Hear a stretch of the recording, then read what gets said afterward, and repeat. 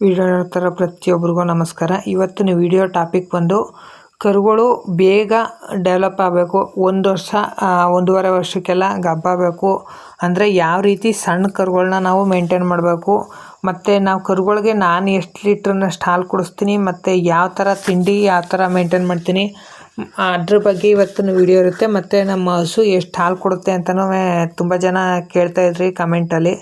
ಈ ಕರು ಹಾಕಿರೋ ಹಸು ಇವತ್ತು ಕರು ಹಾಕಿ ಕರೆಕ್ಟಾಗಿ 6 ದಿನ ಆಯಿತು. 6 ದಿನಕ್ಕೆ ಎಷ್ಟು ಹಾಲು ಕೊಡ್ತಾಯಿದೆ, ಎಷ್ಟು ತಿಂಡಿ ನಾವೇನು ಕೊಡ್ತಾಯಿದ್ದೀವಿ ಅನ್ನೋದ್ರ ಬಗ್ಗೆ ಎಲ್ಲ ಕೇಳ್ತಾಯಿದ್ರಿ. ತಿಂಡಿ ಕೊಡ್ತಾ ಇರೋದ್ರ ಬಗ್ಗೆ ನೆನ್ನೆ ವೀಡಿಯೋದಲ್ಲಿ ಸಂಪೂರ್ಣವಾಗಿ ತಿಳಿಸಿದ್ದೀನಿ. ಅದ್ರ ಚೆಕ್ ಮಾಡಿಲ್ಲ ಅಂದರೆ ಹೋಗಿ ನೆನ್ನೆ ವೀಡಿಯೋದಲ್ಲಿ ಚೆಕ್ ಮಾಡ್ಕೊಳ್ಳಿ. ಹಾಲು ಬಂದು ಕರೆಕ್ಟಾಗಿ ಇವತ್ತಿಗೆ 6 ದಿವಸ ಆಯಿತು. 2 ಟೈಮು, ಬೆಳಗ್ಗೆ ಟೈಮು ಸಂಜೆ ಟೈಮ್ 2 ಟೈಮಲ್ಲಿ 5 ಲೀಟ್ರ್ನಷ್ಟು ಹಾಲು ಕರ್ಕೊತಾ ಇದ್ದೀವಿ ಅಷ್ಟೇ. ಇನ್ನೂ ಕೆತ್ತಲಲ್ಲಿ ಇನ್ನೂ ಸ್ವಲ್ಪ ಹಾಲಿದ್ದಂಗೆ ಹಾಲನ್ನ ನಿಲ್ಲಿಸ್ತಾ ಇದ್ದೀನಿ, ಕೆತ್ತಲಲ್ಲೇ ಬಿಡ್ತಾಯಿದ್ದೀನಿ. ಏನಕ್ಕಪ್ಪ ಅಂದರೆ ಕ್ಯಾಲ್ಸಿಯಂ ಕಮ್ಮಿ ಆಗಿತ್ತು, ಕ್ಯಾಲ್ಸಿಯಮ್ನು ಕೊಡ್ತಿದ್ದೀನಿ. ಆಚೆ ವೀಡಿಯೋದಲ್ಲಿ 2 ದಿನದ ಹಿಂದೆ ಕ್ಯಾಲ್ಸಿಯಂ ಹಾಕ್ಸಿರೋದ್ರ ಬಗ್ಗೆನೂ ವೀಡಿಯೋ ಅಪ್ಲೋಡ್ ಮಾಡಿದ್ದೀನಿ. ಏನಕ್ಕೆ ಕ್ಯಾಲ್ಸಿಯಂ ಕಮ್ಮಿ ಆಗಿತ್ತು ಹಸುಗೆ ಅನ್ನೋದ್ರ ಬಗ್ಗೆ ಅಲ್ವಾ, ಅದನ್ನೂ ನೋಡಿಲ್ಲ ಅಂದರೆ ಚೆಕ್ ಮಾಡ್ಕೊಳ್ಳಿ.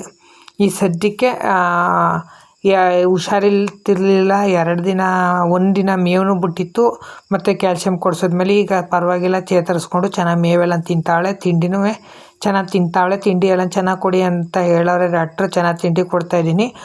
ಈಗ ಸದ್ಯಕ್ಕೆ ಬೆಳಗ್ಗೆ 5 ಸಂಜೆ 5 ಲೀಟ್ರ್ನಷ್ಟು ಹಾಲು ಕರ್ಕೋತಾ ಇದ್ದೀವಿ. ಇನ್ನೂ 2 ಲೀಟ್ರ್ನಷ್ಟು ಹಾಲು ಕೆತ್ತಲಲ್ಲಿ ಹಾಗೆ ಬಿಡ್ತಾಯಿದ್ದೀನಿ. ಅದೇನು ಕರು ಹತ್ತಕ ಒಂದು 15 ದಿವ್ಸ ಗಂಟ ಕೆತ್ತಲು ಬಾವು ಏನಾಗೋದಿಲ್ಲ. ಗಿಣ್ಣು ಹಾಲು ಇರೋದ್ರಿಂದ ಕೆತ್ತಲು ಬಾವು ಆಗೋ ಚಾನ್ಸಸ್ಸು ಕಮ್ಮಿ ಇರ್ತವೆ. ಕೆಲವು ಹಸ್ಕೊಳಗೆ ಆಯ್ತದೆ. ನಮ್ಮ ಇಂಥ ಹಸ್ಗಳು, ನನ್ನ ಹಸ್ಕೊಳಿಗೆ ಯಾವಕ್ಕೂ ನಾನು ಜೀಬಾಲ್ ಪೂರ್ತಿ ಕಳೆಯೋಕ್ಕಿಲ್ಲ. ಅದರಲ್ಲೂ ಇವಳಿಗಂತೂ ಗಿಣ್ಣು ಹಾಲು ಕೆತ್ತಲಲ್ಲಿ ಬಿಟ್ಟರು ಸಮೇತ ಕೆತ್ತಲು ಬಾವು ಆಗೋಕ್ಕಿಲ್ಲ. ಇನ್ನು ಕರುಗಳಿಗೆ ಹಾಲು ಜೀಬಾಲನ್ನ ಈಗ 2 ಕರುಗಳಿಗೂ ಇದ್ರ ಹಾಲನ್ನೇ ಕುಡಿಸ್ತಾಯಿದ್ದೀನಿ. ಏನಕ್ಕೆ ಅಂದರೆ ಗಿಣ್ಣು ಹಾಲಲ್ಲಿ ಹೆಚ್ಚಿಗೆ ಕ್ಯಾಲ್ಸಿಯಂ ಇರೋದ್ರಿಂದ ಇದ್ರ ಕರಿಗೆ ಒಂದು 2.5 ಲೀಟ್ರ್ನಷ್ಟು ಕುಡಿಸ್ತಾಯಿದ್ದೀನಿ. ಮತ್ತು ಇನ್ನೊಂದು ಸಣ್ಣ ಕರು ಐತಲ್ಲ, ಇನ್ನೊಬ್ಳು ನಮ್ಮ ಸಿಹಿ ಮಗಳು ನಮ್ಮ ಸಣ್ಣ ಪುಟ್ಟಿಗೂ ಸಮೇತ ಇದ್ರ ಹಾಲನ್ನೇ ಕುಡಿಸ್ತಾ ಇರೋದು. ಕ್ಯಾಲ್ಸಿಯಂ ಅಂಶನೂ ಜಾಸ್ತಿ ಇರುತ್ತೆ. ಮತ್ತು ಸುಮ್ಮನೆ ಈ ಹಾಲನ್ನು ಕರೆದು ಸುಮ್ಮನೆ ವೇಸ್ಟ್ ಮಾಡೋದಕ್ಕಿಂತ ಕರುಗಾರ ಕೊಟ್ಟರೆ ಒಳ್ಳೆಯದಾಗುತ್ತೆ. ಅದ್ರ ಹಾಲನ್ನ ಡೈರಿಗೆ ಹಾಕ್ತಾಯಿದ್ದೀನಿ, ಅದ್ರ ಅಮ್ಮನ ಹಾಲನ್ನ. ಈ ಬಾಳನ್ನೇ ಕರು ಕೊಡ್ತಾಯಿದ್ದೀನಿ. ಗಿಣ್ಣು ಹಾಲು ಇದ್ದಾಗ ಮಾಮೂಲಿ ಹಾಲು ಕೊಡೋದಕ್ಕಿಂತ ಗಿಣ್ಣು ಹಾಲನ್ನ ಪ್ರತಿಯೊಬ್ಬರು ಅಷ್ಟೇ ಗಿಣ್ಣು ಹಾಲನ್ನೇ ಕೊಡಿ ಕರುಗಳಿಗೆ. ತುಂಬ ಚೆನ್ನಾಗಿ ಕರುಗಳಿಗೂ ನೀವು ಎರೆಹುಳದ ಮಾತ್ರೆ ಹಾಕೋದ್ಕಿಂತಲೂ ಗಿಣ್ಣು ಹಾಲು ಕೊಡೋದ್ರಿಂದ ಹುಳದ ಮಾತ್ರೆ ಡಿವಾರ್ಮಿಂಗ್ ಮಾಡೋ ಅಂಥದ್ದು ಬೇಕಾದ್ರೆ ತಳ್ಬೋದು. ಇನ್ನು ಕರುಗಳಿಗೆ ಯಾವ ರೀತಿ ನಾವು ಮೇವು ಮತ್ತು ತಿಂಡಿ ಯಾವ ರೀತಿ ಮೇಂಟೈನ್ ಮಾಡ್ತೀವಿ, ಹಸಿರು ಮೇವು ಎಷ್ಟು ದಿನಕ್ಕೆ ಕೊಡ್ತೀವಿ ಅಂತಲೂ ಕಮೆಂಟ್ ಮಾಡಿದ್ದೀರಿ ಬ್ರದರ್ಸ್.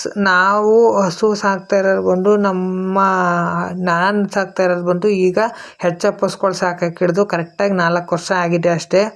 ಮುಂಚೆ ನಾನು ಹುಟ್ಟಾಗ್ಲಿಂದನೂ ಒಟ್ಟಲ್ಲಿ ನನಗೆ ಗೊತ್ತಿರೋ ಮಟ್ಟಿಗೆ ನಾನು ಹುಟ್ಟಾಗ್ಲಿಂದಲೂ ಸಮೇತ ಹಸುಗಳು ಇದ್ದಂಥದ್ದೇ ಐತೆ. ಆದರೆ ಈ 4 ವರ್ಷದಿಂದ ಈಚೆಗೆ ನಾನು ಸಾಕ್ತಾ ಇರೋದಕ್ಕೂ ಮುಂಚೆ ಇದ್ದ ಹಸುಗಳಿಗೂ ನಾನೇ 7-8 ವರ್ಷದಿಂದಲೂ ಸಾಕಿದ್ದೀನಿ ಹಸುಗಳ.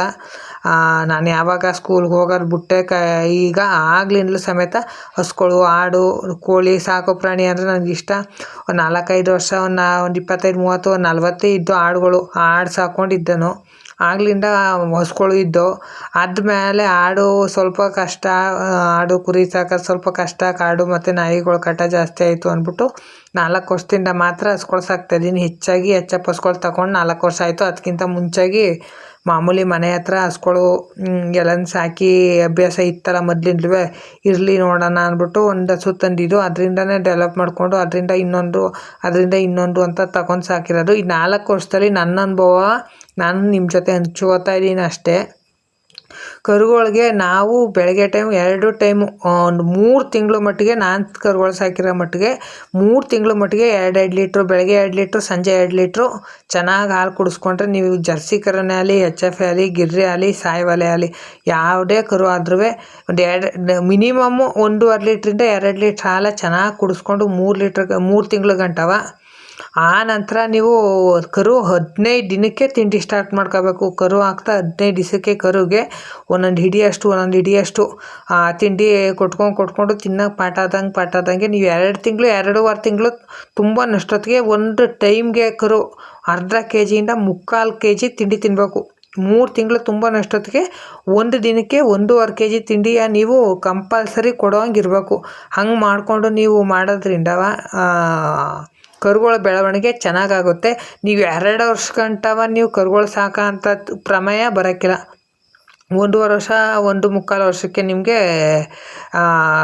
ಕರುನೇ ಹಾಕಿರ್ತವೆ. 1.5 ವರ್ಷ ಅಷ್ಟೊತ್ತಿಗೆ ನಿಮಗೆ ಕರುನೇ ಬಂದಿರ್ತದೆ. ಹೆಚ್ಚು ಕಮ್ಮಿ ಚೆನ್ನಾಗಿ ಎಚ್ ಎಫ್ ಮತ್ತು ಜರ್ಸಿಗೆ ಹೇಳ್ತಾ ಇದ್ದೀನಿ. ಗಿರ್ರು ಸಾಯಿವಾಲು ನೀವು ಹೆಂಗೆ ಸಾಕಿದ್ರು ಅವಳು 2 ವರ್ಷದ ಮೇಲೆ 2.5 ವರ್ಷನೇ ಬೇಕು ಗಬ್ಬಾಗಕ್ಕೆ. ಜರ್ಸಿ ಮತ್ತು ಹೆಚ್ ಎಫ್ ಕರುಗಳು 1 ವರ್ಷದೊಳಗೇ ಸೆಮೆನು ಬರುತ್ತೆ ಚೆನ್ನಾಗಿ ಸಾಕ್ಬಿಟ್ರೆ. 1 ವರ್ಷವೂ ಬೇಕಾಗೋದಿಲ್ಲ, ಬೇಗನೆ ಸೆಮೆನು ಬರುತ್ತೆ. ನಮ್ಮ ಮನೇಲಿ ನಮ್ಮ ಲಕ್ಷ್ಮೀ ಸರಸ್ವತಿ 2 ವರ್ಷಕ್ಕೆ ಇನ್ನೂ 1 ತಿಂಗಳು ಬಾಕಿ ಇದ್ದಂಗೆ ಕರು ಹಾಕಿದ್ರು. ಅದ್ರ ವೀಡಿಯೋನ ನೀವು ನನ್ನ ಹಳೆ ವೀಡಿಯೋಸ್ನ ಚೆಕ್ ಮಾಡಿದ್ರೆ ನಿಮಗೆ ಗೊತ್ತಾಗುತ್ತೆ. ಈಗ ಈ ಕರುನೂ ಅಷ್ಟೇ, ನಾನು ಕರು ಈಗ 1 ವರ್ಷದಿಂದ ಆಚೆಗೆ ಮಾತ್ರ ಕರುಗಳನ್ನ ಅಷ್ಟು ನೀಟಾಗಿ ಸಾಕಿಲ್ಲ. ಕರುಗಳು ಸಿಕ್ಕಾಬಟ್ಟೆ ಕರುಗಳು ಚೆನ್ನಾಗಿ ಜಾಸ್ತಿ ಆಗ್ಬಿಟ್ವಲ್ಲ, ನನಗೆ ಎಲ್ಲ ಹೆಣ್ಣು ಕರುಗಳು ಜಾಸ್ತಿ ಆದವು. ಹಾಗಾಗಿ ಸ್ವಲ್ಪ ನಾನು ಕರುಗಳನ್ನ ಡೆವಲಪ್ಮೆಂಟಲ್ಲಿ ನಾನೇ ಒಂದು ಸ್ವಲ್ಪ ಕಮ್ಮಿ ಮಾಡಿದೆ ಅಂದ್ಕೋತಾ ಇದ್ದೀನಿ. ಅದು ಬಿಟ್ಟರೆ ಹಾಲು ಕುಡ್ಸೋದ್ರಲ್ಲಂತೂ ಕಮ್ಮಿ ಮಾಡಿಲ್ಲ. ಮೇವು ಒಂದು ಸ್ವಲ್ಪ ಬೇಸಿಗೆಯಲ್ಲಿ ಮೇವು ಸ್ವಲ್ಪ ಸಾಲ್ಟೇಜ್ ಮಾಡಿಕೊಂಡೆ. ಮೇವು ಹೊಲ ಮಾಡ್ಕೊಂಡಿತ್ತಿಲ್ಲ ಆಗ, ಇತ್ತೀಚೆಗೆ ಈಗ ಹೊಲ ಮಾಡ್ಕೊಂಡಿರೋದು.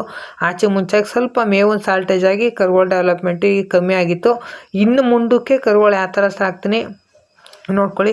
ಈಗ ಹಾಲು ಕುಡಿಸ್ತಾ ಇರೋ ಅಂಥದ್ದು ನಮ್ಮ ಕರುಗೆ ಒಳ್ಳೆಯದೊಂದು ಹೆಸರಿಡಿ ಅಂತ ಇದರಲ್ಲಿ ಶಾರ್ಟ್ಸಲ್ಲಿ ಅಪ್ಲೋಡ್ ಮಾಡಿದೆ.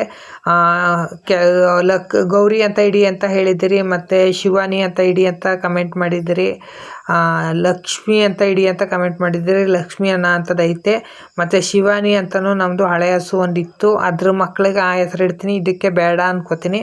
ಇನ್ನು ಗೌರಿ ಅನ್ನ ಅಂಥವು ಯಾವೂ ಇಲ್ಲ. ಮುಂಚೆ ಇತ್ತು ಕರು ಅಂದರು, ಅದಿಲ್ಲ. ಗೌರಿ ಅಂತಲೂ ಒಬ್ಬರು ಕಮೆಂಟ್ ಮಾಡಿದ್ದೀರಿ, ನಮ್ಮ ಅಕ್ಕನೇ ಗೌರಿ ಅಂತ ಕಮೆಂಟ್ ಮಾಡೋಳೆ. ಗೌರಿ ಅನ್ನೋ ಹೆಸರು ನನಗೆ ಒಂದು ಸ್ವಲ್ಪ ಇಷ್ಟ ಆಯಿತು. ಗೌರಿ ಅನ್ನೋ ಹೆಸರನ್ನೇ ಇಡೋಣ ಅಂದ್ಕೊಂಡಿದ್ದೀನಿ. ಅವಳು ನಮ್ಮ ಗೌರಿ, ಇವಳು ಸಣ್ಣ ಪುಟ್ಟಿ. ಇದ್ರ ಅಜ್ಜಿ ಹೆಸರು ಪುಟ್ಟಿ ಅಂತ ಇಟ್ಟಿದ್ದು, ಇದ್ರ ಅಮ್ಮನ ಹೆಸರು ಸಿಹಿ. ಅದಕ್ಕೆ ನಮ್ಮ ಗಿರ್ಕರು ಸಣ್ಣ ಕರು ಆಯ್ತಲ್ಲ, ಅದಕ್ಕೆ ಸಣ್ಣ ಪುಟ್ಟಿ ಅಂತ ಹೆಸರು ಕಟ್ಕೊಂಡಿದ್ದೀವಿ. ಅವಳ ಹೆಸ್ರನ್ನ ಗೌರಿ ಅಂತ ಕಟ್ಟೋಣ ಅಂತ ಅಂದ್ಕೊಂಡಿದ್ದೀನಿ. ನಮ್ಮ ಮನೇಲಿ ಎಲ್ಲ ವಿಚಾರಿಸಿ ಒಂದೊಳ್ಳೆ ಹೆಸರು ಗೌರಿ ಅಂತ ಚೆನ್ನಾಗೈತೆ ಅಂತ ಹೇಳಿ ಗೌರಿ ಅಂತಲೇ ಇಟ್ಟಿದ್ದೀವಿ ಕರುಗೆ. ಇನ್ನೂ ಫೀಡು ಅಷ್ಟೇ ಹೇಳಿದ್ನಲ್ಲ, 1.5 ತಿಂಗಳಿಗೆಲ್ಲ ನೀವು ತಿಂಡಿ ಕೊಡೋ ಸ್ಟಾರ್ಟ್ ಮಾಡ್ತು ಅಂದರೆ 15 ದಿವಸಕ್ಕೆ ಸ್ವಲ್ಪ ಸ್ಟಾರ್ಟ್ ಮಾಡಿ. ನೀವು 1.5 ತಿಂಗಳಷ್ಟೊತ್ತಿಗೆ ಸ್ವಲ್ಪನೇ ಜಾಸ್ತಿ ಮಾಡಿಕೊಂಡು 3 ತಿಂಗಳು ಕರೆಕ್ಟಾಗಿ ಹಾಲು ನಿಲ್ಸೋ ಅಂಥ ಟೈಮ್ಗೆ 1.5 kg ಒಂದು ದಿನಕ್ಕೆ ತಿನ್ಬೇಕದು. 6 ತಿಂಗಳ ಗಂಟ ನಾನು ಹೇಳ್ತಾ ಇರೋದು. 6 ತಿಂಗಳ ಗಂಟವ 1.5 kg ಕಂಟಿನ್ಯೂ ಆಗಿ 2 ಟೈಮು ಮುಕ್ಕಾಲು kg ತಿಂಡಿ ಕೊಟ್ಕೊಂಡೋಗಿ 6 ತಿಂಗಳ ಮೇಲೆ, 6 ತಿಂಗಳು ಒಳಗಡೆ ಬೇಡ, 6 ತಿಂಗಳ ಮೇಲೆ ನೀವು ಕಡಲೆ ಹಿಂಡಿ ಏನು ಬರುತ್ತೆ, ಕಡಲೆ ಹಿಂಡಿ ಒಂದು 100 ಗ್ರಾಮ್ ಕಡಲೆ ಹಿಂಡಿಯ ಜಾಸ್ತಿ ಮಾಡ್ಕೊಂಡು ಹೋಗ್ಬೇಕು. ಜಾಸ್ತಿ ಅಂದರೆ ಈಗ ಮುಕ್ಕಾಲು kg ತಿಂಡಿ ಕೊಡ್ತಾ ಇದ್ರಲ್ಲ, ಫೀಡ್ಸು ಕರುಗಳಿಗೆ ಯಾಕಂತ ಕಾಫ್ ಸ್ಟಾರ್ಟ್ರು ಏನು ಬರುತ್ತೆ ಅದನ್ನು ಕೊಡ್ತಾಯಿದ್ರಿ. 6 ತಿಂಗಳು ತುಂಬಿದ ಮೇಲೆ ಅದ್ರ ಜೊತೆಗೆ ನೀವು 100 ಗ್ರಾಮ್ನಷ್ಟು ಕಡಲೆ ಹಿಂಡಿನ ಕೊಡೋದ್ರಿಂದವ ಗರ್ಭಕೋಶ ಚೆನ್ನಾಗಿ ಡೆವಲಪ್ ಆಗುತ್ತೆ, ಮತ್ತು ಕರುಗಳ ಬೆಳವಣಿಗೆನೂ ಕೂಡ ಚೆನ್ನಾಗಾಗುತ್ತೆ, ಬೇಗ ಸೆಮೆನು ಬರುತ್ತೆ. ಕಡಲೆ ಹಿಂಡಿ ಕೊಡೋದ್ರಿಂದ ಕಡಸ್ಕೊಳಗೆ ಸೆಮೆನಿಗೆ ಪಕ್ಕ ಬರ್ತವೆ. 1 ತಿಂಗಳು 1.5 ತಿಂಗಳು ಕಂಟಿನ್ಯೂಸ್ ಆಗಿ ನಿಮ್ಮ ಸೆಮೆನ್ನೇ ಬಂದಿಲ್ಲ ಪಡ್ಡೆಗಳು ಅನ್ನೋ ಅಂಥವು ಕೂಡ 1 ತಿಂಗಳು ಕರೆಕ್ಟಾಗಿ ಅರ್ಧ kg 2 ಟೈಮು ಕಡಲೆ ಹಿಂಡಿ ಕೊಟ್ಕೊಂಬಂದರೆ ಕರೆಕ್ಟಾಗಿ 20ರಿಂದ 1 ತಿಂಗ್ಳಿಗೆ ಸೆಮೆನು ಬರ್ತವೆ.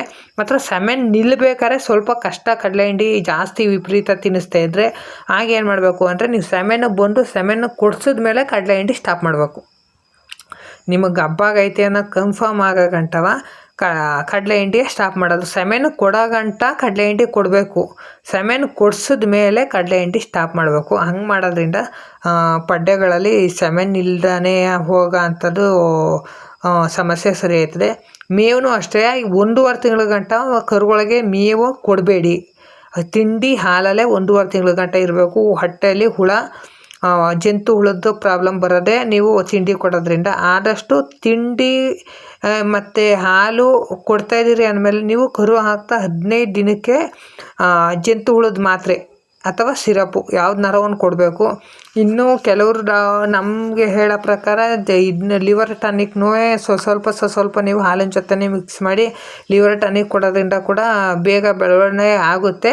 ಅಂದರೆ ನಾನು ಕರುಗಳಿಗೆ ಲಿವರ್ ಟಾನಿಕ್ ಅಷ್ಟು ಉಪಯೋಗಿಸಿಲ್ಲ. ನನ್ನ ಪ್ರಕಾರ ಲಿವರ್ ಟಾನಿಕ್ ಕೊಟ್ಟರೆ ಒಳ್ಳೆಯದೇ.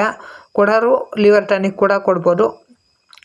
ಜಂತು ಹುಳನ ಮಾತ್ರ 15 ದಿವಸಕ್ಕೆ ಕರು ಆಗ್ತಾ 15 ದಿವಸಕ್ಕೆ ಜಂತು ಹುಳಕ್ಕೆ ಎರೆಹುಳಕ್ಕೆ ಮಾತ್ರೆ ಕೊಡಬೇಕು. ಆಮೇಲೆ ಕಂಟಿನ್ಯೂಸ್ ಆಗಿ 3 ತಿಂಗಳು ತುಂಬ ಗಂಟ ತಿಂಗಳಿಗೊಂದ್ಸತಿ ಮಾತ್ರೆ ಕೊಟ್ಕೊಂಡು ಹೋಗ್ಬಿಟ್ಟು 3 ತಿಂಗಳು ತುಂಬಿದ ಮೇಲೆ ಇನ್ನು 3 ತಿಂಗಳಿಗೊಂದ್ಸತಿ ಕೊಡಬೇಕು. 3 ತಿಂಗಳು ಕೊಟ್ಟು ನಿಲ್ಲಿಸಿರ್ತೀರಲ್ವ, 6 ತಿಂಗ್ಳಿಗೆ ಕೊಡೋದು. 6 ತಿಂಗ್ಳಿಗೆ ತುಂಬಿದ ಮೇಲೆ 9 ತಿಂಗ್ಳಿಗೆ ಕೊಡೋದು. 9 ತಿಂಗಳು ತುಂಬಿದ ಮೇಲೆ 1 ವರ್ಷಕ್ಕೆ ಜಂತು ಹುಳದ ಮಾತ್ರೆ ಕೊಟ್ಬಿಟ್ಟು ಇನ್ನೂ 3 ತಿಂಗಳು ಕಂಟಿನ್ಯೂ ಆಗಿ ಜಂತು ಹುಳದ ಮಾತ್ರೆ ಹಾಕಿಸ್ಬೇಕು. ನೋಡ್ಬೋದು ನಮ್ಮ ಹಸು ಈ ಕರು ಹಾಕಿದ್ರೆ ಎಷ್ಟು ಲಾಚಾರ ಕಾಣಿಸ್ತಾ ಇರ್ತಾಳೆ ಅಂದರೆ ನನಗೆ ಬೇಜಾರಾಗುತ್ತೆ. ಮೈ ತುಂಬ್ತಂಗಿದ್ದ ಹಸು ಹಿಂಗಾಗೋಯ್ತು. ಇನ್ನೂ ಪಡ್ಡೆಗಳ ವಿಚಾರಕ್ಕೆ ಬಂದರೆ ಅದ್ರ ಬಗ್ಗೆನೂ ಕಮೆಂಟ್ ಮಾಡಿದ್ದೀರಿ, ಬ್ರದರ್ ಎಷ್ಟು ಪಡ್ಡೆಗಳ್ಗೆ ಹಬ್ಬಾಗವೆ ಎಷ್ಟು ಪಡ್ಡೆಗಳ್ಗೆ ಹಬ್ಬಾಗಿಲ್ಲ ಅಂತ. ಈಗ ನಮ್ಮ ಇವಳನ್ನ ಸೆಮೆನ್ ಕೊಡಿಸಿ ನಮ್ಮ ಖುಷಿನ 2 ತಿಂಗಳಾಯಿತು. ಪಕ್ಕಾಗ ಹಬ್ಬಾಗವಳೆ ಈ ಸತಿ. ಅದು ಮೈ ಶೈನಿಂಗ್ ಬರ್ತಾ ಇರೋದ್ರಲ್ಲೇ ಗೊತ್ತಾಯ್ತದೆ ಈಗ ಹಬ್ಬಾಗೈತಾ ಇಲ್ವೋ ಅಂತ.